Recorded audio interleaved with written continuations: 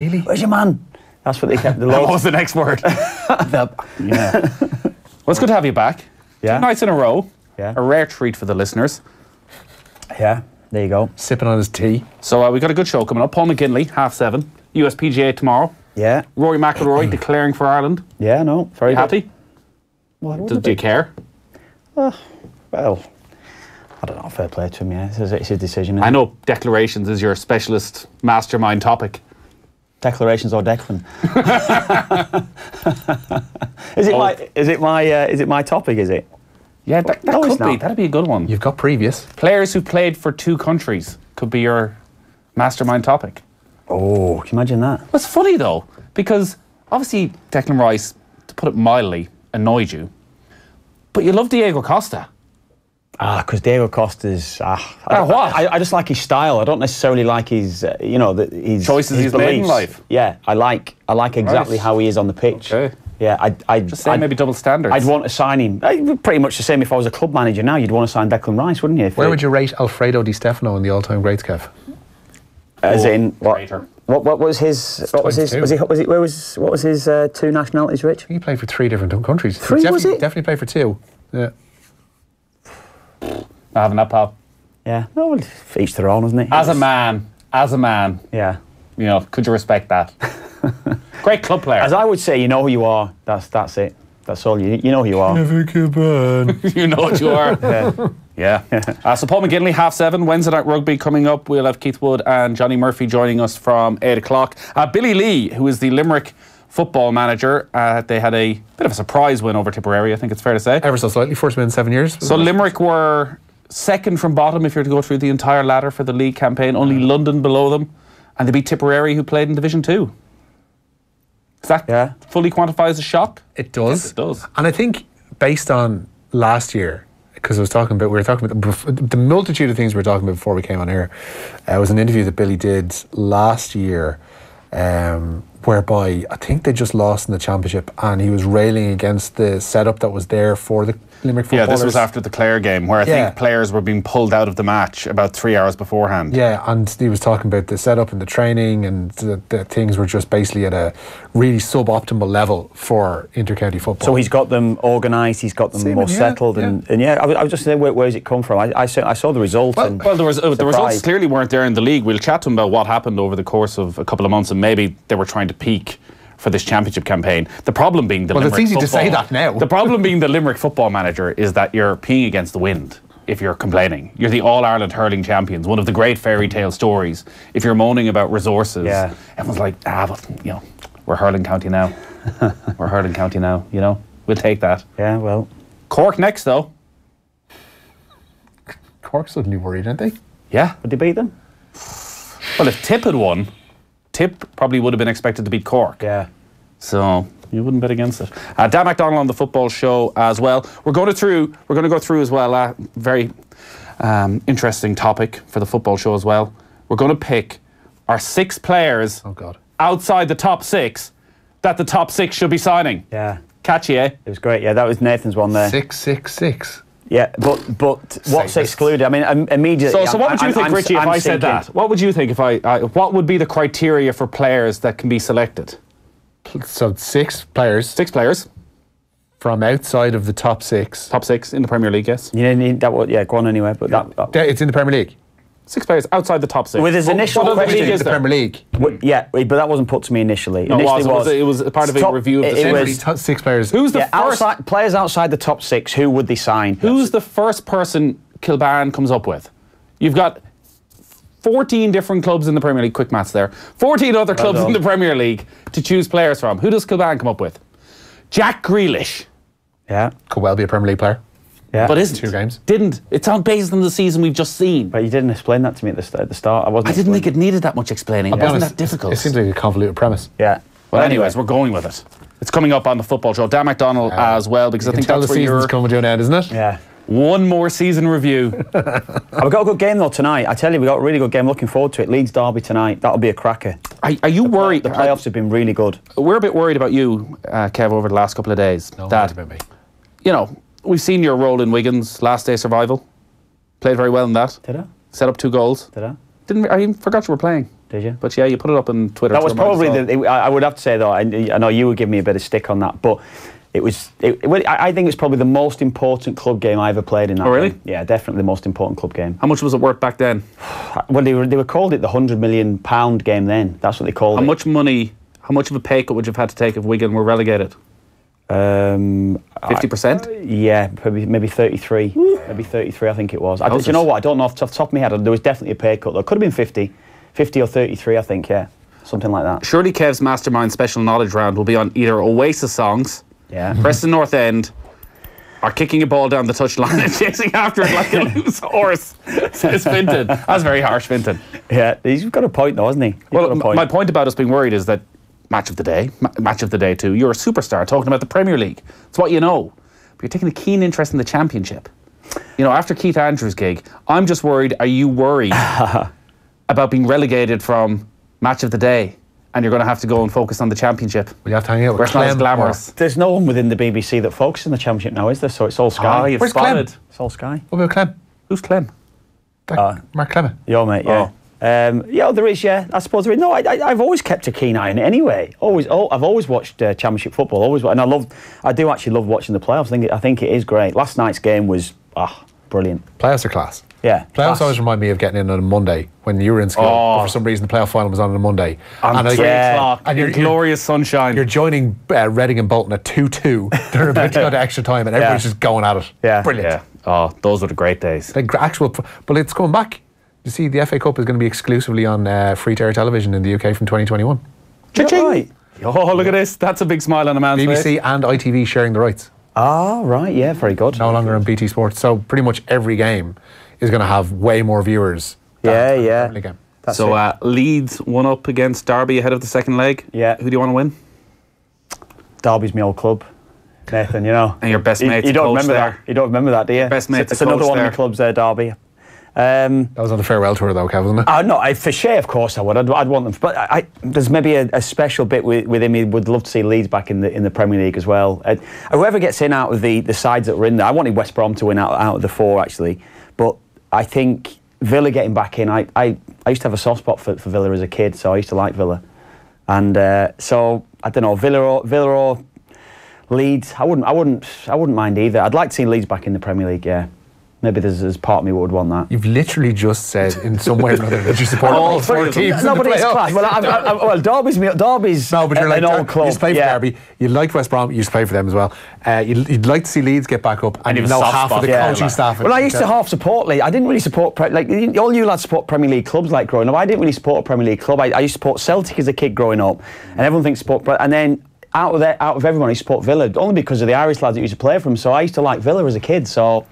I had to explain that to my eldest lad later on. It's like, why do loads of Irish people support Villa, Daddy? It's like, half the team used to be Irish. Yeah, so that was it really. That was a bit of a soft spot for Villa, yeah. Where are we starting, Richie? We'll start with matters out in Abbottstown. SIPTU claims that the FAI are in an extremely precarious financial situation. The trade union has sought a meeting with Minister for Sport Shane Ross to discuss their concerns over the association's finances. SIPTU sports sector organiser Dennis Hines says staff in Abbottstown are extremely worried about the situation. The staff are extremely concerned about revelations that there is a real possibility here that if funding is not found in the next number of weeks, that there's a real risk of the association going into insolvency. And that's a massive concern for us all. And the ripple effect and the massive impact that may have in community football is unthinkable. So that's what SIPTU had to say. The FAI were out pretty quickly with a statement of their own. They were. I think we're up to statement number 17 of the past few weeks. The FAI say they're shocked and disappointed by those SIPTU claims, which the association describe as unfounded. Meanwhile, FAI President Donald Conway says they've held discussions with UEFA, and European football's governing body has assured them of its full support through its current processes. Meanwhile, former Waterford United director Paul Cook was today appointed to the subcommittee overseeing the current investigations into the FAI. Cook is expected to be confirmed as the new honorary treasurer of the association at July's AGM. So we're going to talk to Dan MacDonald about all this on the football show a little bit later, because there's a lot going on out in Abbottstown today. FIFA were in town as well to meet with the FAI. They're going to meet with Sport Ireland tomorrow. Obviously, when this statement came out from SIPTU, there's a lot of worry, there's a lot of concern, understandably so, around Abbottstown. One of the main reasons, I'd imagine, is who's running the show? Yeah, I know. You've got 200 staff wondering, who do we answer to? Who's making the final decision here? I think that's what it is. I think that creates panic, doesn't it, when that statement comes out, and immediately creates panic, I think, across the board. They're talking there, over 200 jobs at risk. That's what does create panic in my mind straight away. We know that we need it sorted now. I feel now, I think it's dragged on too long, even as it stands now. I would like somebody in place now that could actually say, well, look, this is the person that's going to take the organisation forward, and we're going to get a board around them But who's going to take that job until they know the various reviews are completed, what sort of board they're going to be working under? Are they going to be working under 6 or 7 of the previous board who are going for re-election? That's what I mean. That's what we're hoping could be sorted sooner rather than later, because the longer it drags on, the more uncertainties going to be created around the whole organisation. And we know that it's, well, on the face of it, it hasn't looked good for such a long time. There hasn't. Now all the reports that have been coming out, it's been a dreadful read over the last few weeks. The FAI statement seems to suggest, because of UEFA's role in all this, that actually there's nothing to really worry about. But the statement does re-emphasise another issue here for the FAI, is that where's the credibility? Yeah, we've had statement after statement that they've had to look back on, and people have questioned, and when it comes to the financial affairs, how can anybody be 100% sure that they're on top of it? Yeah, I know. Well, that's the thing, that how can anyone disagree with that, what you're saying? Where is the leadership? Within the organisation at the moment, the credibility is at an all-time low. Without a doubt it is as well. And that's been building for such a long time. The more stories that you're hearing, is the more to come. That is the thing. And, it's not doing anybody any good. That is the thing, ultimately. And you just want it sorted. You want somebody in place now that can take it forward and get the right people around that man, and someone that's not going to be fearful of. Might be a woman. Oh, that's it. And who can say that it's not going to be someone that's got no links to football whatsoever, that comes in but builds a team around them that we know that can actually, wouldn't be in fear of the person sat beside him in a boardroom, because that's what seems to me what's happened for so long within the FAI, that they've been fearful of anyone that's got a voice, and if a person has got a voice, you seem to be out the door. But I think the issue with that is that none of that can happen, and we'll get a timeline from Dan later. None of that can happen until most of these reviews are finished, and we know who knew what on that board as to what had previously gone on, and if there are people there who deserve to stay on the board, they're allowed that opportunity, that their expertise is retained. And it seems that as we've discovered through the constitution of the FAI, and there was a council meeting today as well, the 59 council members, that no CEO is going to be able to come in and choose who the board members are, unless there is a massive change to how the entire structure of the FAI is set up. Now, maybe UEFA get to put on a couple of independent delegates on the board. Maybe the government, even though UEFA seem to be dead against it, get to put on some of their people, some independent people on the board as well. But it just feels, as you say, it's dragged on. Yeah. Today's probably the first day in 2 or 3 weeks that there's a bit of interest in it again, that people are very aware of what's happening for the wrong reasons. So, yeah, we'll find out from Dan McDonnell exactly what today means and where it's going. It's just that uncertainty that's dragged on for 2. You can imagine. You can only imagine what it's like within the FAI now, within the chorus. You can imagine, can't you? July before this AGM actually happens. Yeah. Like, that's 7 weeks away, is it ish? Good, yeah good maths there, Richie. Thanks, man.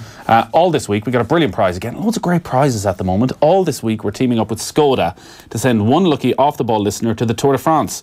We have a VIP end-of-week prize up for grabs, which includes 2 nights in a hotel, a helicopter ride, and a bike ride with a former Tour de France winner. It's all with thanks to Skoda. Book your next service at skodaservice.ie. To get yourself in the draw, just identify our mystery voice who isn't really enjoying the final series of Game of Thrones. A lot of it is absolute rubbish. Harsh. A lot of it is absolute rubbish. Text your name and answer to 53106 for 30 cents, and we'll announce the overall winner on Friday's show. Remember, if you want to enjoy the expertise of Skoda technicians, book your service at skodaservice.ie. I'd actually pay to watch his Game of Thrones review, and I don't even watch Game of Thrones. Do you watch Game of Thrones? Absolutely. Do you? Do you not? No, I've not. I watched the first couple of series. You should listen to Andy Lee on the Game of Thrones podcast, Off the Wall. Yeah. It's sensational. Firstly, he's one of the few people I know who can remember the names of all the characters. I find it I couldn't go on it because my description is, your man who's one, got the blonde hair. He knows every single character, every single piece of background, who they were related to. It's just ridiculous. But even he has had the realisation, I think, because they're getting to the end, next week's the final episode, that it's not real. So there is parts of it you I go... was just going to say, so there's dragons, I'm not giving anything away, there's dragons in Game of Thrones. There? And I always see the dragons... They're real. I always see the dragons and I'm like, real. it's a bit unrealistic, the dragons. And then my wife would help me point out. But you didn't have an issue with everybody just coming back to life. But you do have an issue with the dragons. Now you know how I feel anytime I pipe up about watching wrestling. People turn around and go... There's a good shot. The first thing is, it's like, you know it's all scripted and they know who's going to win and lose before the end. It's like, yes, like Game of feckin' Thrones. But wasn't there that time in the wrestling with Bret Hart where they flipped it? They genuinely did screw him. Yeah. What was that called? The Montreal screw job. Honest, there you go. The script was one way and they didn't go with it. There is a good Or was that part of the Rich. script? No, it wasn't. Great comparison. Great comparison. We're it's going not to play Sopranos, let's be honest. We'll so play. I've there never you seen go. The Sopranos. Oh my lord! Well, you've never seen Game of Thrones. Jeez, he doesn't even compete with it. I've seen. What do you know? I've seen You've never seen it. I've seen 2 series of Game Put of your Thrones. fingers up at me. Yeah, I've seen 2 series of Game of Thrones.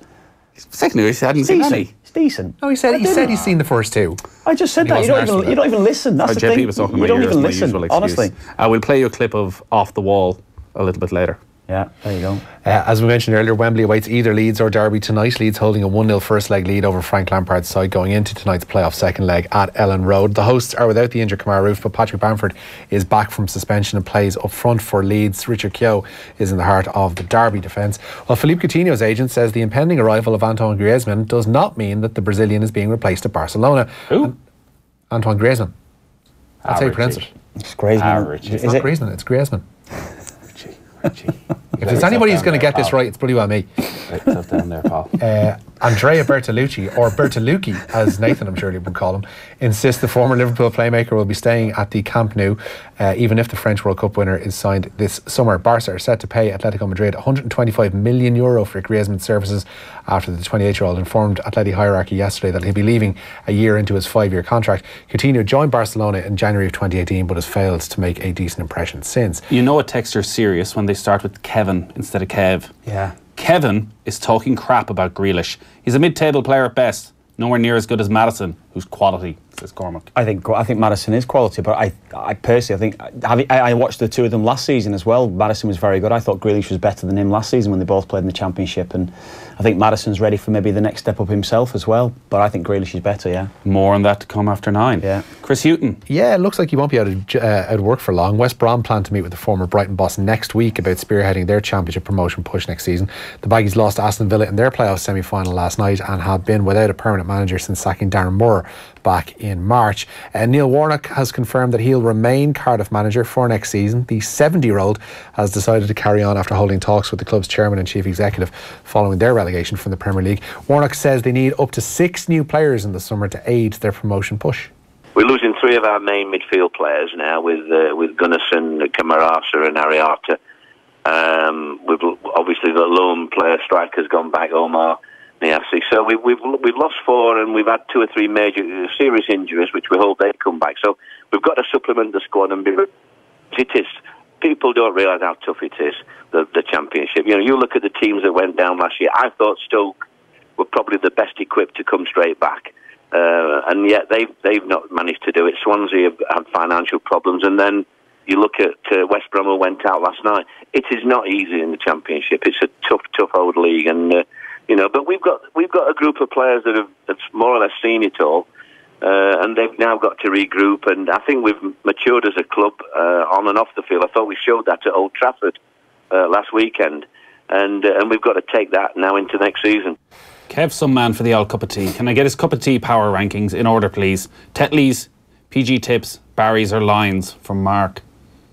Lions, Barry's, PG Tips, Tetley's. English teas are rubbish. Yeah, they are crap. They are rubbish. There you have it, though. Straight in. I'm a Lions man, yeah, all day long. The lineup for the knockout. Yorkshire tea actually number 3, so there you go. Really?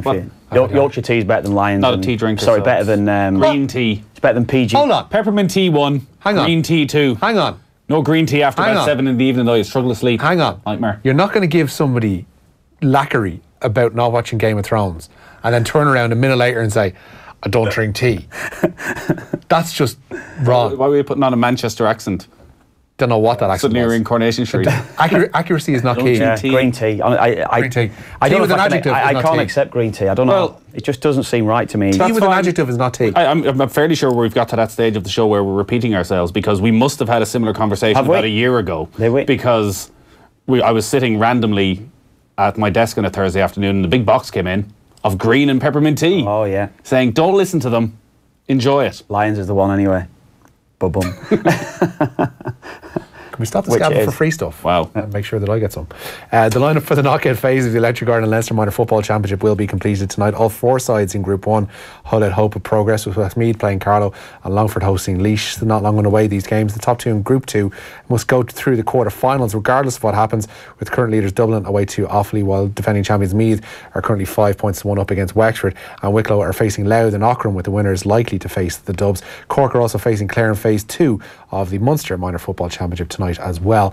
Atalanta are hoping to win a first Coppa Italia tonight. Since 1963, the Bergamo side face Lazio in tonight's final in Lazio's own home of the Stadio Olimpico. And Ireland are without 4 key players for next month's Under-20 World Rugby Championship in Argentina.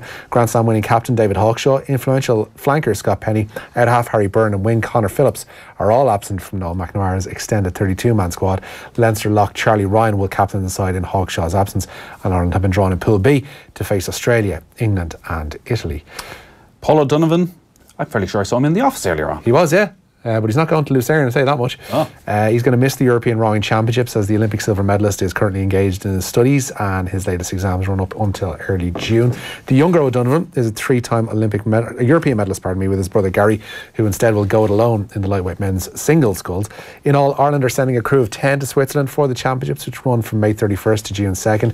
World Championship gold medalist Sunita Paspor will go in the women's singles sculls. Skibbereen provides 4 of the squad, with Denise Walsh and Lady Heafy competing in the women's lightweight double sculls, while Finton and Jake McCarthy will go in the lightweight men's double sculls in the absence of the O'Donovans. Anything else? Ireland ended their Tri-Nation series with another defeat today. It did look good for them at one point, a knock of 130 from opener Paul Sterling, allied with a 94 from captain William Porterfield, helped Ireland reach 292 for 8 from their 50 overs in Clontarf. However, Bangladesh made short work of that target, winning by 6 wickets with 7 overs still in hand. All right, thanks for that, Richie. Kev is here for the evening. Who's going to win this playoff? Leeds. After Saturday, well, it just depends. They've got a couple of injuries, Leeds as well. Bamford back up front there today for them, but I think Leeds will win, yeah. I've never seen either The Sopranos or Game of Thrones. But never mind that. What time is Golf Weekly on? Hashtag Golf Weekly rocks. No. Adrian in Galway. Is that still going? I don't want to tell you Adrian in Galway, man. but this could be worrying. I haven't spoken to Joe Malloy, but there may be no Golf Weekly this week. But this Paul McGinley that's coming up in a moment. There will won't be more any than do golf the weekly job. in the week of the PGA Championship. That's shoddy. Maybe. Malloy might do one tomorrow. Week. What will your friends of the Davenport pod is think? abroad. Well, they'll be devastated, obviously. They'll do what they've been doing for the last couple of years and make no laying up this massively successful golf podcast while we've been, Is it successful? massively. Is it? Yeah. Like ours. No, Yeah. that's not factually accurate. Anyways, Brilliant. Golf Weekly with you tomorrow, possibly. But Paul McGinley is up next. Off the Ball on Newstalk. The Pat Kenny Show. On tomorrow's programme, he has his own business, a 40 grand deposit, but he and his husband still have to share a rented apartment. As part of Newstalk's Home Truth series, we hear from the Dublin man who's priced out of the housing market. Plus, what does an MEP actually do? And the personal and political chaos behind Paul Simon's masterpiece, Graceland. The Pat Kenny Show with MasterCard. Tomorrow morning at 9. on Newstalk. And it all comes down to this. The winning parts of the Dubai Duty-Free Irish Open.